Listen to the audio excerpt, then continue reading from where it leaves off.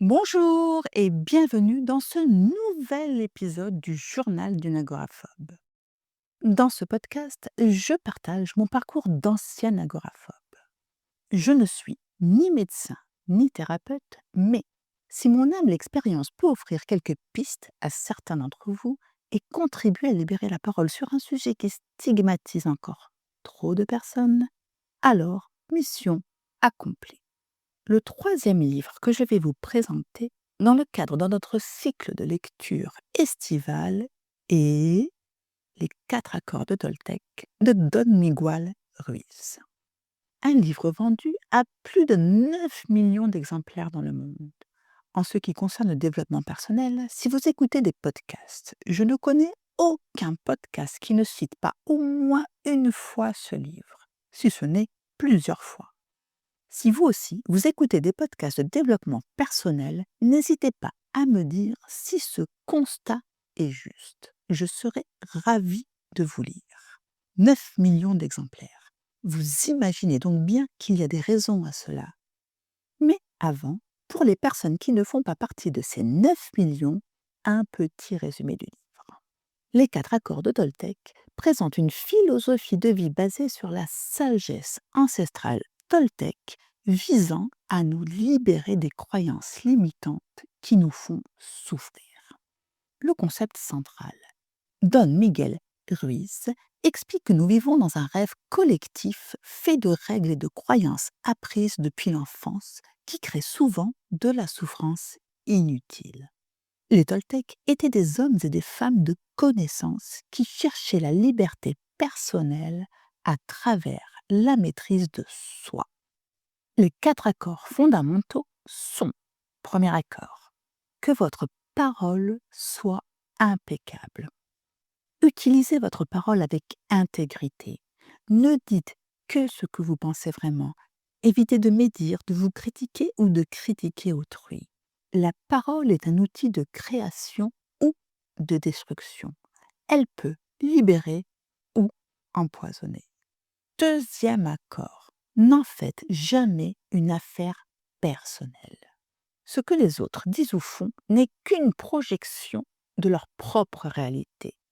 Quand vous ne prenez rien personnellement, vous devenez immunisé contre les opinions et actions d'autrui, source majeure de souffrance.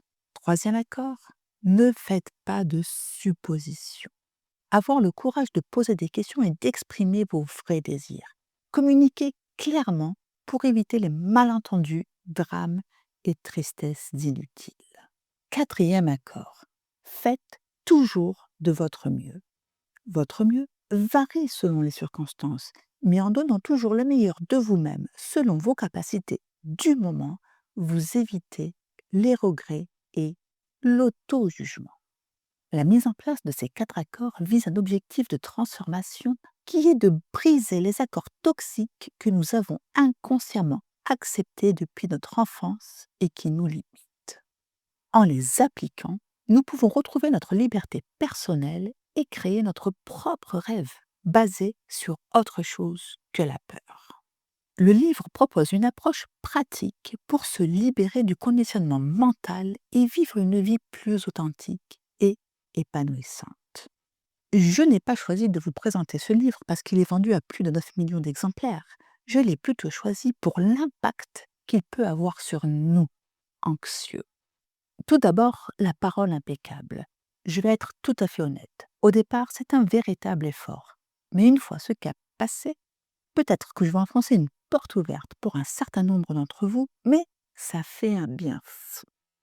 Avant ce livre, j'avais tendance, sans m'en rendre compte, à m'embourber dans une rhétorique négative du type: ça va être chiant, lui de toute façon, il n'est jamais content. Elle ferait mieux de s'occuper de ses affaires. Très drôle d'ailleurs, quand je pensais que elle ferait mieux de s'occuper de ses affaires, parce qu'à l'époque, j'étais tellement pleine de préjugés que la première à avoir un jugement sur les autres et à m'occuper de ce qui ne me regardait pas, c'était moi. Au travers de ces jugements, de ces mots, en fait, c'est moi que je jugeais. Arrêter cela a été pour moi extrêmement libérateur. Non seulement pour moi, mais également pour mon entourage. Pourquoi se mêle-t-elle de ce qui ne la regarde pas? L'intention de base n'est pas forcément mauvaise. Régulièrement, il y a une anxiété derrière, par exemple, ou un manque de confiance en soi qui fait que critiquer nous fait exister. Quand on comprend ça, on brise des chaînes auxquelles on était enchaîné depuis des années. On se sent plus libre, on respire. Cela ne supprime bien évidemment pas votre anxiété, mais vous la vivez autrement. J'ose même dire que vous la vivez de manière plus constructive. Deuxième accord, n'en faites jamais une affaire personnelle. Alors ça aussi, c'est très puissant. On prend pour nous des choses qui ne nous appartiennent pas et on tourne en boucle. Par exemple, si votre belle-mère vous dit qu'elle trouve laxiste la manière dont vous venez de réagir avec votre fille et que vous prenez ça pour vous, ça va dans un premier temps générer de la tension avec elle. Parce que soyons honnêtes, quelles sont les probabilités pour que vous n'essayiez pas de vous justifier? Faible, on est d'accord. Et là commence la descente aux enfers. Le sujet n'est même plus l'enfant, mais qui a raison ou qui a tort. Tout le monde est sur la défensive, campe sur ses positions, rien de bien constructif. Votre belle-mère a le droit de penser qu'à cet instant T, vous avez été laxiste avec votre enfant. Peut-être que vous avez été laxiste ou pas. Ce n'est pas le problème. Entendez ce qu'elle vous a dit. Ne le prenez pas comme un jugement, mais comme une série de mots qu'elle vient de vous dire. Si ces mots résonnent en vous et génèrent une émotion désagréable, il faut questionner cette émotion et non pas la belle-mère. Vous pensez qu'elle a raison, que vous avez été laxiste? Forte de cette information, même si elle a résonné comme un jugement dans un premier temps, vous ferez mieux la prochaine fois avec votre enfant. Si vous pensez que vous n'avez pas été laxiste et que vous savez exactement pourquoi vous venez de réagir comme cela avec votre enfant, eh bien, ce n'est pas la peine d'en faire toute une histoire, parce qu'il est fort probable que vous ne tombiez pas d'accord sur le sujet, car vous avez certainement des visions de l'éducation différentes toutes les deux. Personnellement, ma belle-mère avait toujours quelque chose à dire sur mon éducation. Moi, qui vivais avec son fils, certains de ses conseils étaient précieux, mais objectivement, j'avais un peu de mal à comprendre qu'elle me donne autant de cours d'éducation. Je l'avoue, il m'est arrivé d'avoir envie de lui dire: «Je vis avec ton fils, et si c'est pour obtenir le même résultat, tu peux te garder tes cours d'éducation». C'est blessant, pas très constructif, je le conçois, et je suis bien contente de n'avoir rien dit. Après tout, le plus important dans l'histoire, c'est qu'elle adore ma fille et qu'elle s'en occupe très bien. La question n'est plus qui a tort et qui a raison. C'est le bien de la petite qui prime, et c'est très bien comme ça. Pour vous, anxieux et anxieuse, optez pour ce genre de raisonnement. Encore une fois, cela ne fera pas disparaître votre anxiété. Mais, une fois de plus, vous vous accordez une plus grande liberté.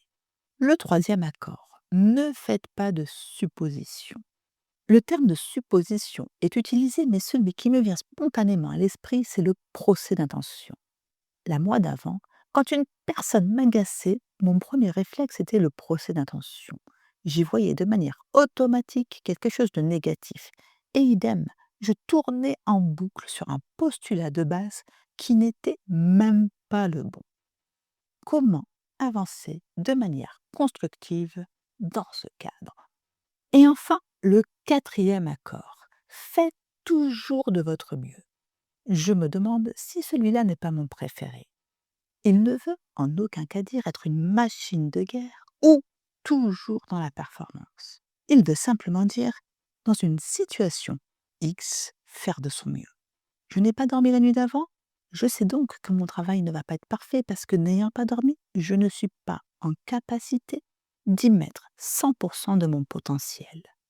Mais si on décide que, quelle que soit la situation, on va faire de son mieux, on va se concentrer, entrer dans un flot et faire ce qu'il y a à faire, cela est bénéfique pour tout le monde. Ce qu'il faut se dire, c'est qui est à 100% de son potentiel 24 heures sur 24 et 7 jours sur 7. Parfois, nous sommes moins en forme, mais si on décide, tout en ayant intégré ce critère, de faire de son mieux, on enlève le poids de la culpabilité de ne pas être au mieux de sa forme. Et déjà, sans ce poids, les choses sont mieux faites. Voilà pour les accords de Toltec. Si vous souffrez d'un trouble anxieux généralisé, ils ne vont pas vous guérir, mais croyez-moi, ce sont des outils puissants qui, quelle que soit la situation, réduiront votre anxiété. Sur ces mots, je vous souhaite une bonne lecture et je vous remercie pour votre écoute. Votre avis sur ce livre m'intéresse. N'hésitez pas à me laisser un message.